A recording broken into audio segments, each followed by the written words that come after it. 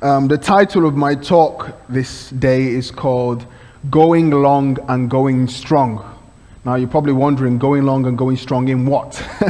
It's going long and going strong in ministry. Initially, I was going to call this, It's Not About You, or Get Out of Your Way.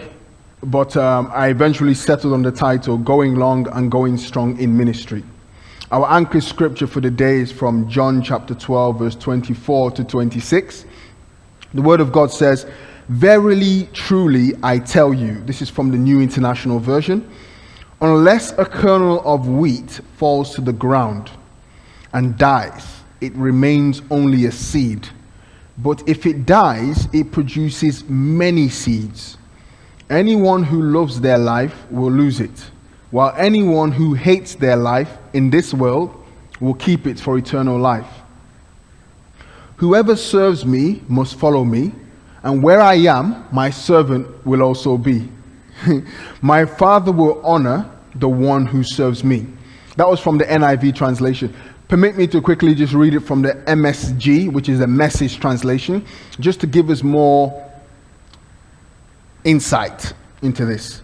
The Bible says, listen carefully, "Unless a grain of wheat is buried in the ground, dead to the world, it is never any more than a grain of wheat. But if it is buried, it sprouts and reproduces itself many times over. In the same way, anyone who holds on to life just as it is destroys that life. But if you let it go, reckless in your love, you will have it forever, real and eternal." This is the key element. "If any of you wants to serve me, then follow me. Then you'll be where I am." Remember, this is Jesus speaking. "Ready to serve at a moment's notice. The Father will honor and reward anyone who serves me."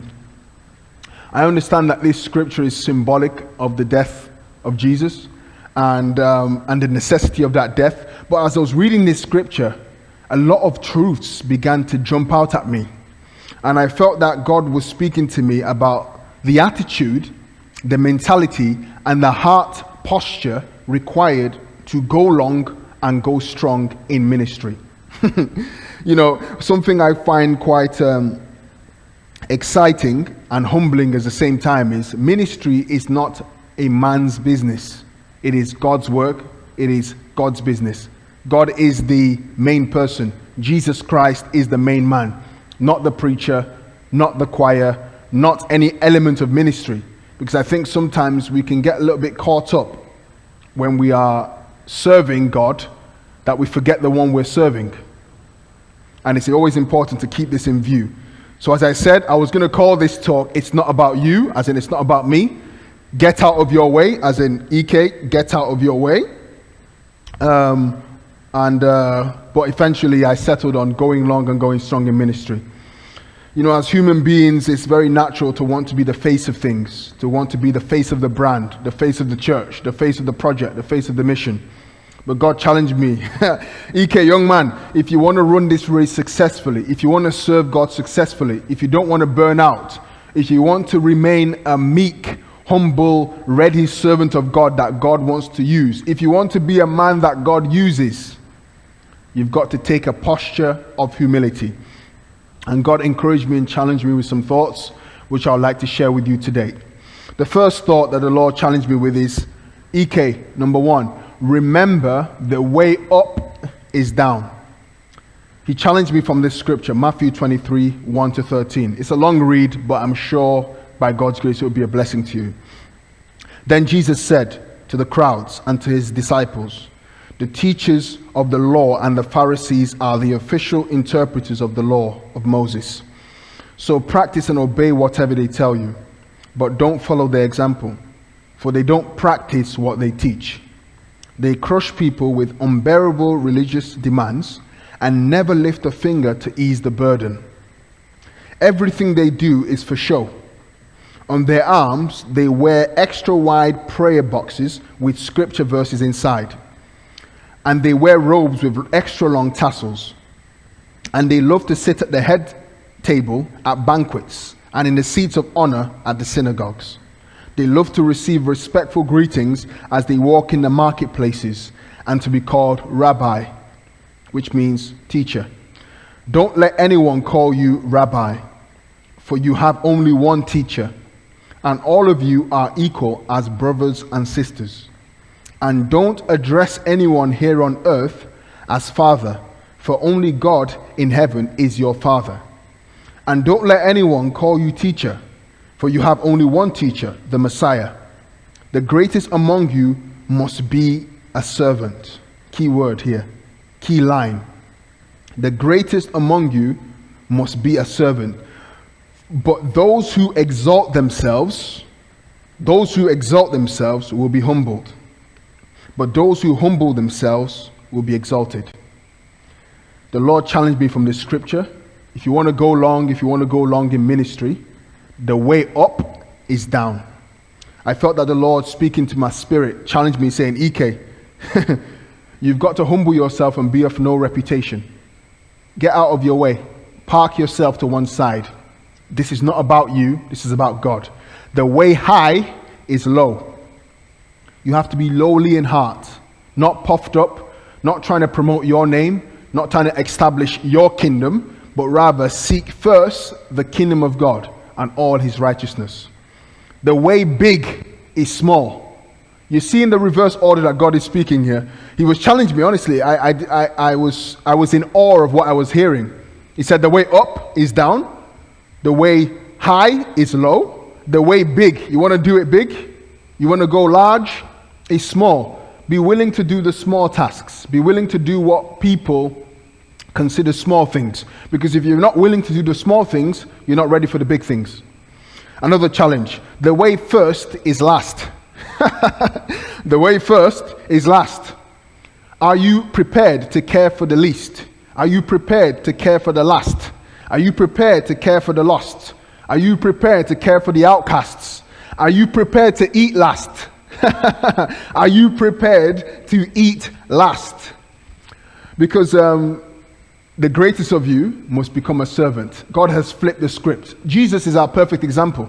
I mean, we know where it says in the Bible when he wanted to wash the disciples' feet. He said, no, you must. And some of the disciples said, you will never wash my feet. God said, I have to. That's a humble position. He's doing it to set the example for us. God also challenged me again.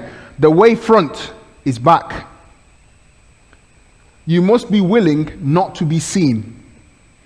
Willing to do things not out of eye service. Willing to work behind the scenes. Willing to strive behind the scenes and not be driven by a man's applaud.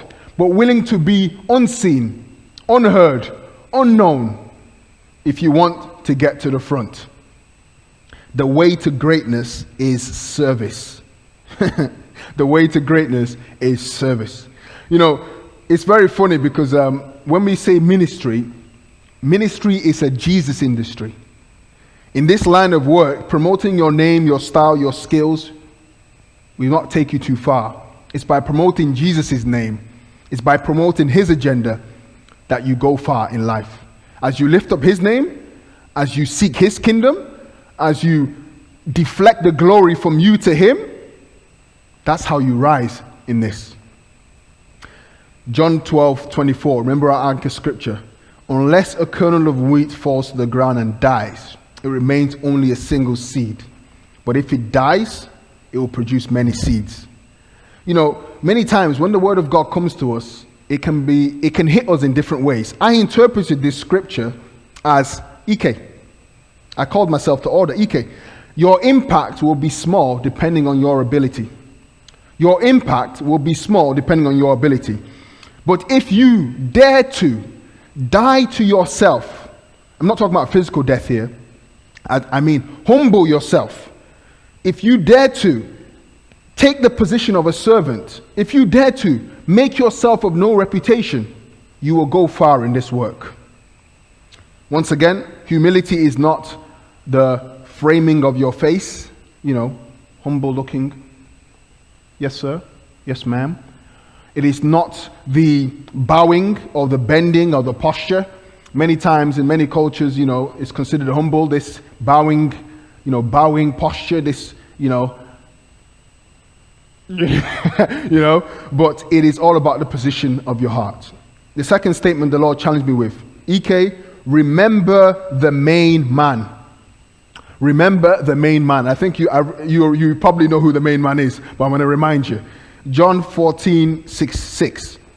John 14:6. Jesus told him, I am the way, the truth, and the life. No one can come to the Father except through me. Who's the main man? Jesus. He is the way, the truth, and the life. He is the way, the truth, and the life. We as communicators, we as speakers, preachers, we as ministers, we are not the way. Jesus is the way. We are only pointers. We are only signposts. The funniest thing is, John the Baptist understood this. John the Baptist is our great example in this area. He knew his role and he played his role. Check out what this scripture says in John 3:22-30. John 3:22-30. This is from the Message translation. After this conversation, Jesus went on with his disciples into the Judean countryside and relaxed with them there. He was also baptizing. At the same time, John was baptizing over at Enor near Salem, where water was abundant. This was before John was thrown into jail. John's disciples got into an argument with the establishment Jews over the nature of baptism. They came to John and said, Rabbi, you know the one who was with you on the other side of the Jordan, the one you authorized, your witness. Well, he's now competing with us. He's baptizing. And everyone's going with him instead of us. John answered. This is the major element I want us to focus on. John answered, it's not possible for a person to succeed, I'm talking about eternal success, without heaven's help. You yourselves were there when I made it public that I was not the Messiah, but simply the one sent ahead of him to get things ready. The one who gets the bride is by definition the bridegroom. And the bridegroom's friend, his best man, that's me, in place at his side where he can hear every word, is genuinely happy. How could he be jealous when he knows that the wedding is finished and the marriage is off to a good start? That's why my cup is running over. This is the assigned moment for him to move to the center and for me to slip to the sidelines. Wow. This is from the Message translation. I've just read John 3:22-30. John knew his role. Prepare the way, get things ready. As I say, we as ministers are signposts. We are not the way. We are not supposed to be leading people to ourselves. We are supposed to be pointing people to Jesus. Their solution, the solution to their problem, is not in our hands. It's in Jesus' hands. It's not in our hands. It's in Jesus' hands. And another challenge as well here is, the Bible is called the Word of God. The key word here is God. The Word of God. So keep preaching the Word of God. Keep His Word central. Don't twist the Word. Don't turn your preachings, your teachings into the word of self. Once again, I'm challenging not only you, but also me. Primarily me. As I call this series, Preaching to Myself.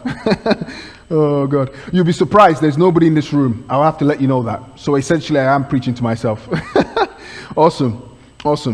Now, one thing I also want to remind us is, when you get out of the way, it is so liberating. It is so amazing when you get out of the way, because positive feedback, God gets the glory. Negative feedback, to God be the glory. We don't take it personally. I'm not preaching my words, but God's words. So if you don't like what I'm preaching, don't shoot the messenger. Don't attack me. You can hand over to Jesus. You can take it out on Jesus. And also, you don't really have to worry about what people think about you, because I think one of the major obstacles to us as ministers and speakers is, what do people think about us? We hesitate to preach the word of God. We hesitate to say what God is telling us to say, because we think people are going to judge us or think about us. What are they going to say about us? What are they going to, how are they going to interpret this? But when you say the word of the Lord says, you give them the word, it's a different story. Please, and I challenge you, and I challenge me, and I challenge us, please do not direct people to you, direct people to God, because it's by God's grace that you are doing what you're doing. 1 Corinthians 2, 1-5 says, and so it was with me. So that's 1 Corinthians 2, 1-5. And so it was with me, brothers and sisters. When I came to you, I did not come with eloquence or human wisdom, as I proclaimed to you the testimony about God. For I resolved to know nothing while I was with you, except Jesus Christ and him crucified. I came to you in weakness, with great fear and trembling.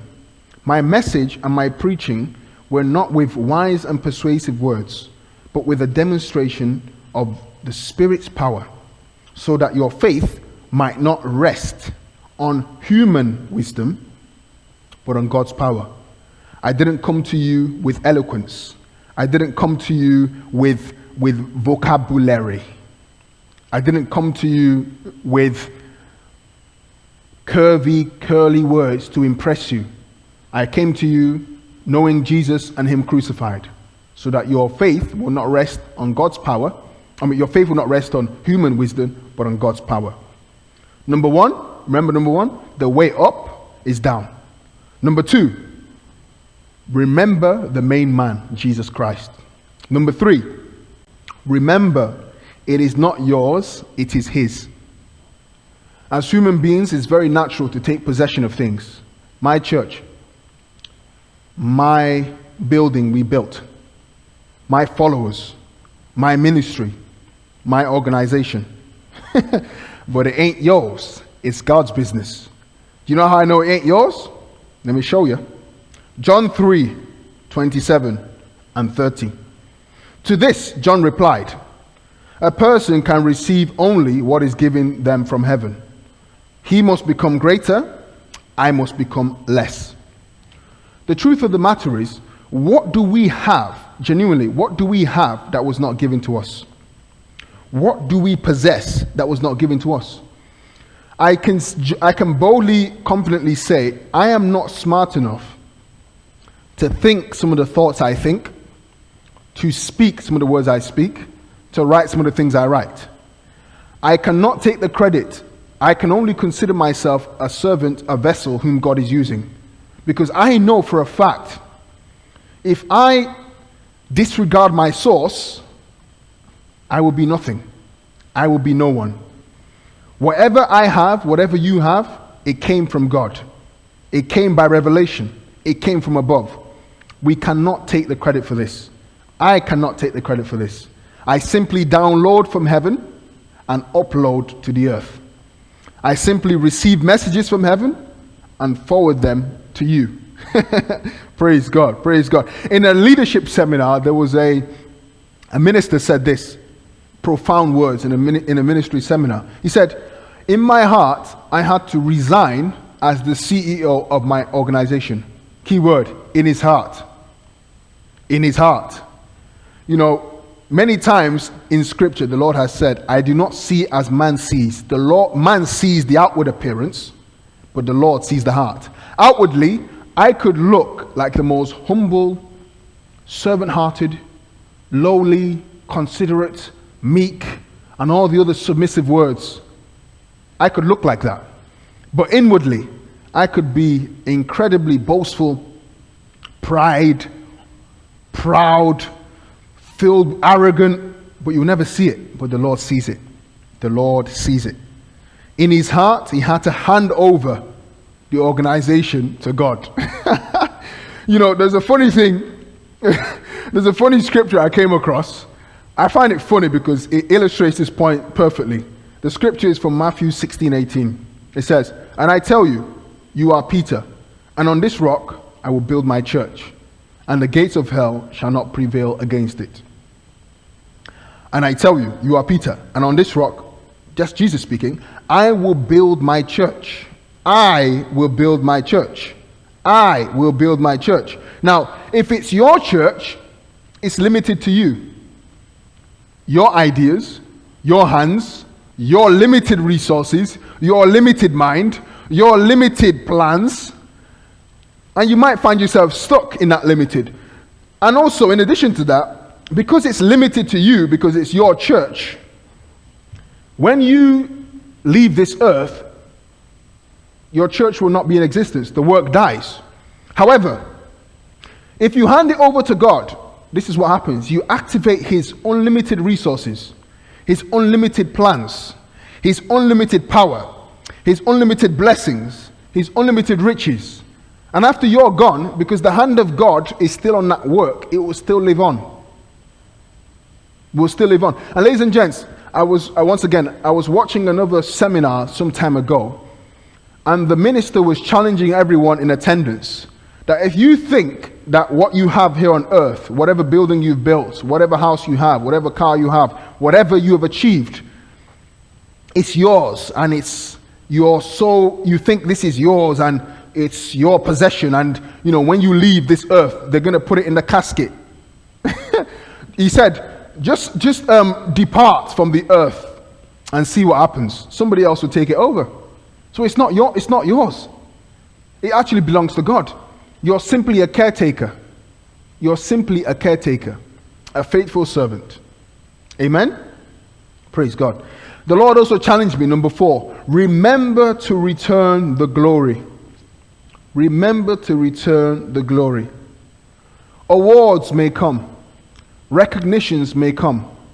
The working of miracles. Testimonies. Congratulations. Prizes. Standing ovations. Applause. But don't let this get to your head. Return the glory. The scripture saying in 1 Corinthians 15:10, but whatever I am now, it is all because God poured out his special favor on me, and not without results.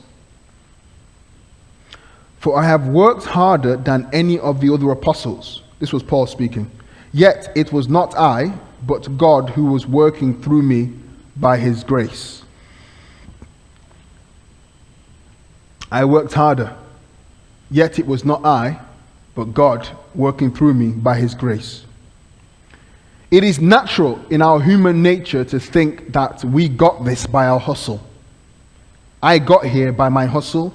I got here by my hard work. I got here because of my connections, because of my ability, because of my skill, because of my style, because of my charisma. It's natural to think this. But the humbling feeling of seeing somebody who is less talented than you, less ability in quote, less gifted, rise higher than you, it humbles you very quickly. Then you realize it's not by power, it's not by strength. God can literally use anybody. God can literally use anybody. Without God's divine backing, without God's divine favor, grace, enabling you to run your race, all your work, all your toil, all your effort will yield no fruit. Without God's backing, you could be the most charismatic person in the world, the most gifted speaker.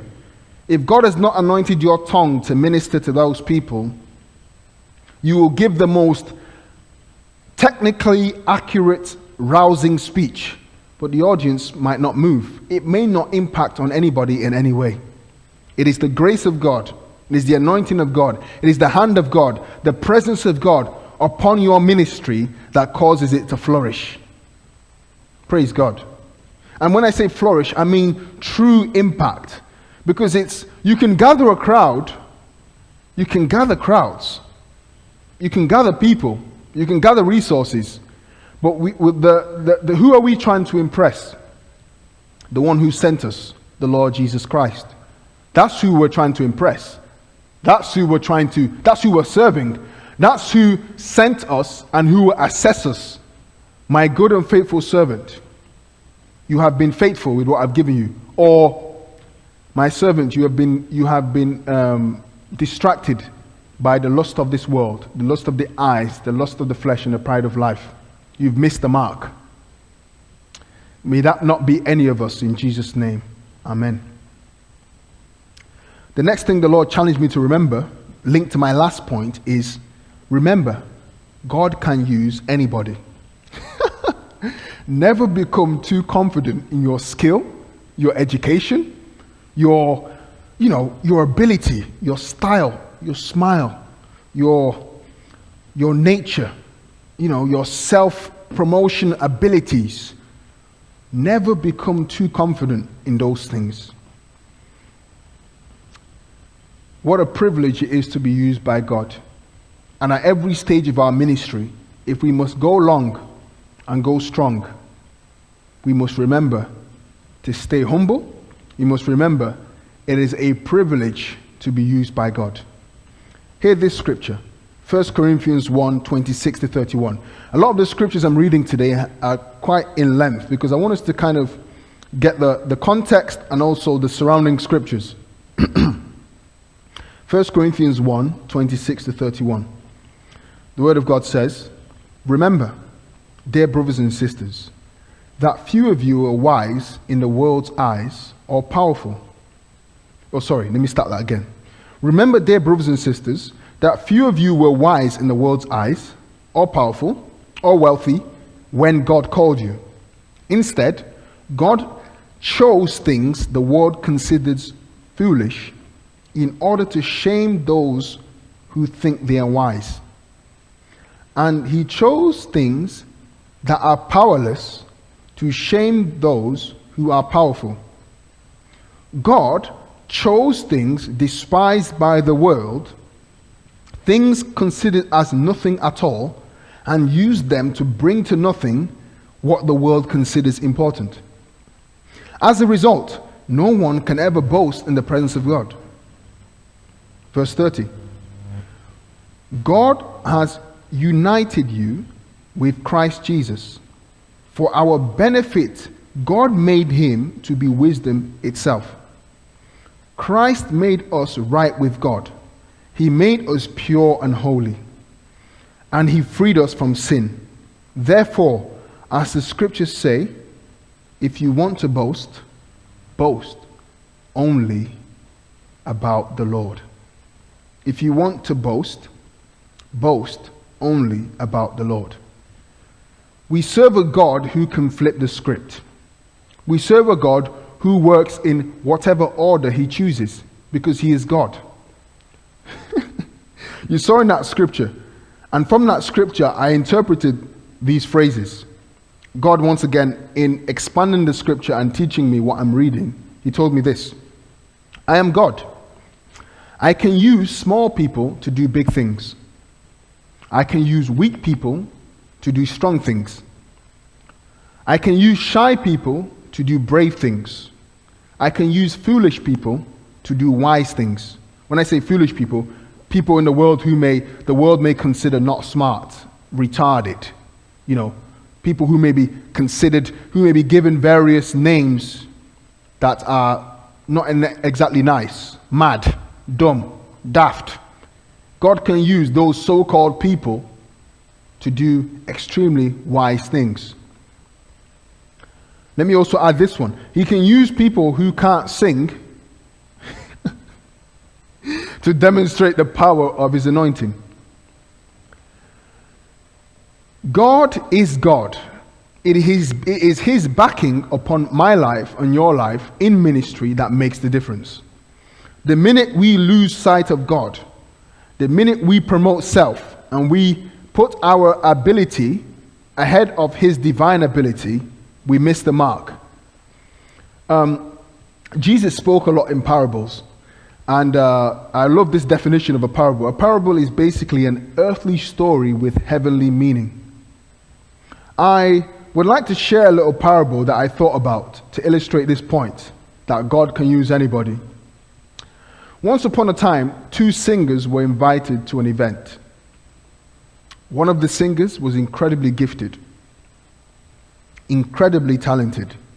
The other singer was not. One of the singers was on a TV show titled She Can Sing. I mean, that means she can really sing, huh? The other one was not. One of the singers received many rewards for her singing ability and her talent. The other didn't. Now, as this event began, the talented singer insisted on going first. The talented singer insisted on going first. As she began to sing, her talent and ability was evident. The crowd was amazed. The crowd was in awe. The crowd was clapping. The crowd was rejoicing. The crowd was jumping. And one person interestingly said, "I can see why this lady is on big wages." She'd certainly put on a great performance. Now, the second singer came up, and the second singer did something that was quite unique. Behind the scenes, behind the stage, the second singer prayed, "Lord, take over, take control. Less of me, more of you." Similar to John the Baptist's prayer that we read earlier. He must become greater, I must become less. Lord, less of me, more of you. And as she sang the first line of the song, something happened. Something beyond human explanation. Something like a wave swept throughout the whole venue. The crowds were falling. The blind were seeing. The deaf received their hearing. The dumb began to speak. The lame began to walk. Various healings and expression of God's power from the first line of the song. How did she do that? She can't even sing. She did that because of the anointing. Now, many of you may be sitting there wondering, okay, what is the difference between the first and the second singer? What is the difference between the first and the second singer? I'm going to explain. The first singer depended on her ability. She took center stage. The second singer depended on God's ability. She let God take center stage and first place. The first singer was singing to the audience. It was a performance. The second singer was singing to God. True worship. She was worshiping God and leading them in worship. The first singer's mouth was singing. It was all a mouth thing. The second singer, heart. The second singer's heart was singing. The first singer saw this as an entitlement. I am qualified to be here. I am skilled at singing, so therefore I should be singing. Yeah. The second singer saw this as a privilege. I am not qualified for this opportunity, and God knows. So therefore, Lord, I depend on your grace. The first singer was focusing on making an appearance. Let's give the people what they want. Let's show the people what they want to see. The second singer focused on God's presence. Oh Lord, show forth your glory in this place. The first singer was waiting for people to fall. The first singer was waiting for reaction. She was pushing the right buttons to see the reaction. The second singer's focus was giving God her all. The bottom line is, the first singer didn't realize that she, in her natural ability, doesn't have the power to touch anybody or impact anybody's life. The same way we as ministers, your own words, your own hand gestures, your suit, your appearance, your stature, your style, your charisma, your approach, it can only go so far. Results, solutions, healings, signs and wonders is from above. We cannot manufacture it here on earth. It's by tapping into God and drawing from Him. What is your word for today? What is your word for now? What direction is this going? What direction is this ministry going? We have to park our plan, park our agenda, park our mission, and lean to and promote God's agenda, God's mission, God's plan, God's will. The second singer was all about God. She was all about God, and God came down to touch the people.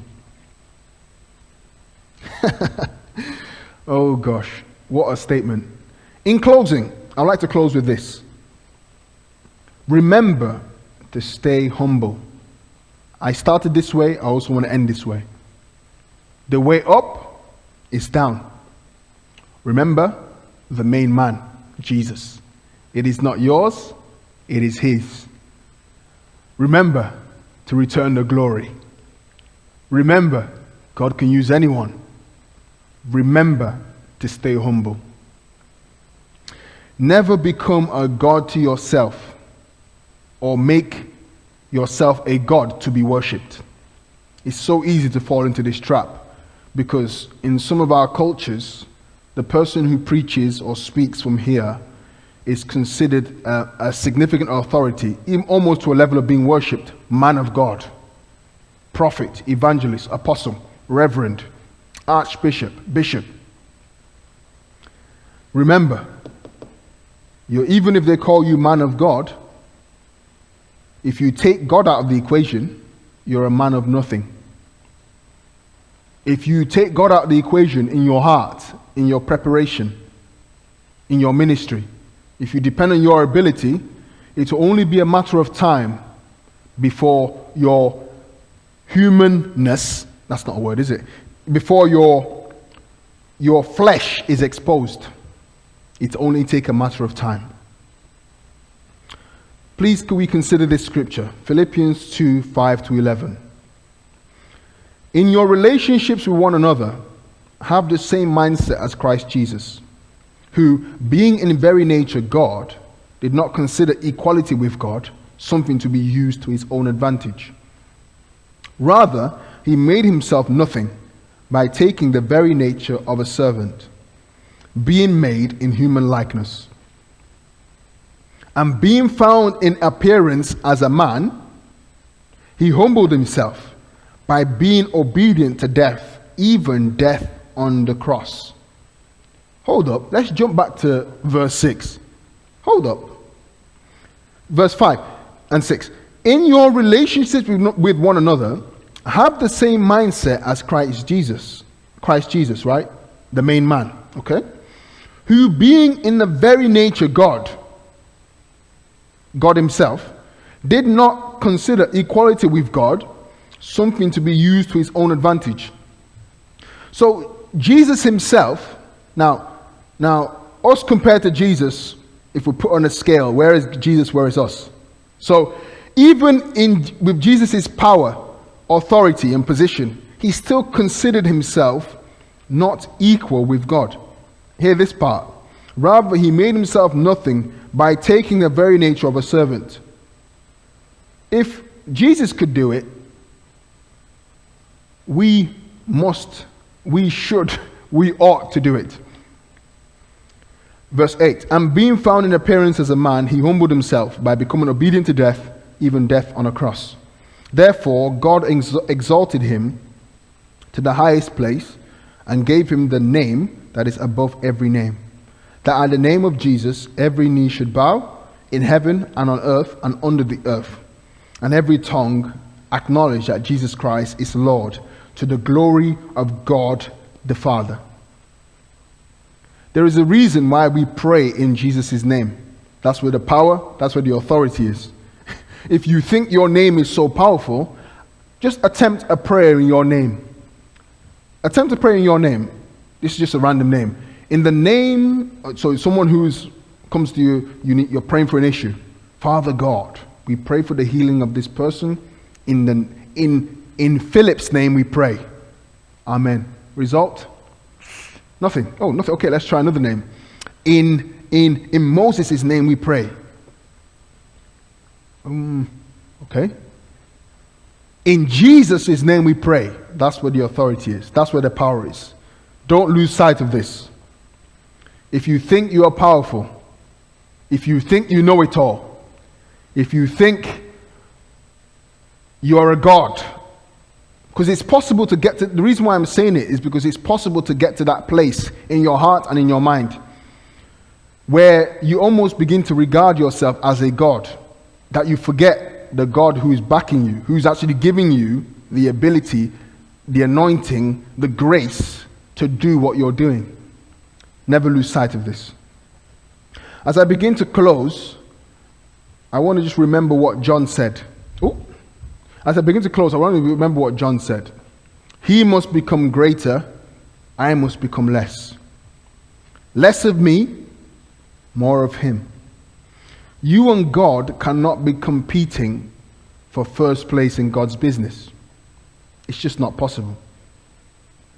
Ministry is God's business. The church is the bride of Christ. Whatever position of ministry we occupy, it is simply by the grace of God. It is a privilege to be used by God.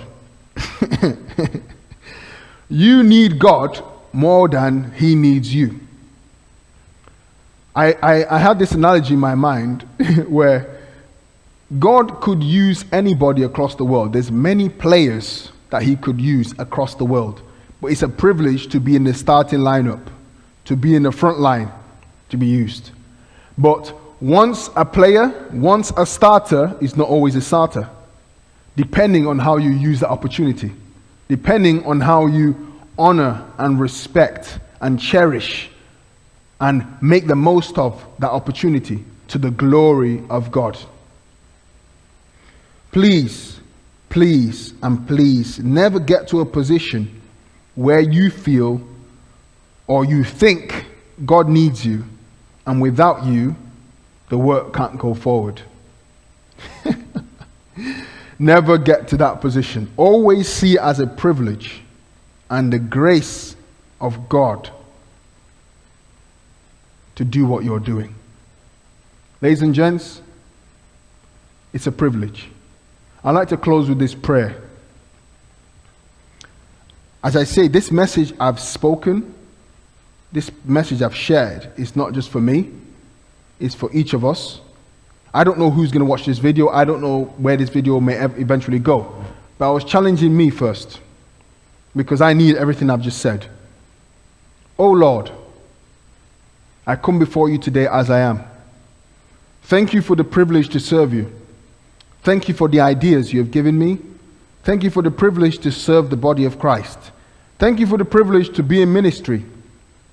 Thank you for the various scripts, quotes, speeches, sermons. Thank you for the various interpretations and revelations and insights, words of wisdom, words of knowledge you've given me. I do not have the power to do what I'm doing, but I can do all things through Christ that strengthens me. Therefore, Lord, give me the grace to go long and go strong in ministry. Help me to get out of my way. Help me to get out of my way and keep you first place and central. Remind me, Lord, constantly that it's not about me, it's all about you. Jesus Christ, you are the way, the truth, and the life. You are the main man. You must become greater. I must become less. Thank you, Lord, for the privilege to serve you. Thank you for the privilege to go long and strong in ministry. And just as Paul said in the scriptures, after I've run my race, Father, I want to also be able to say, I've fought a good fight, I've run my race, I've kept the faith. In Jesus' name, amen. Praise God. God is good all the time, and all the time, the Lord is good. God bless you all and have a super week, and go in this might. The Lord is with you, and he will not leave you, and he will not abandon you. In Jesus' name, amen.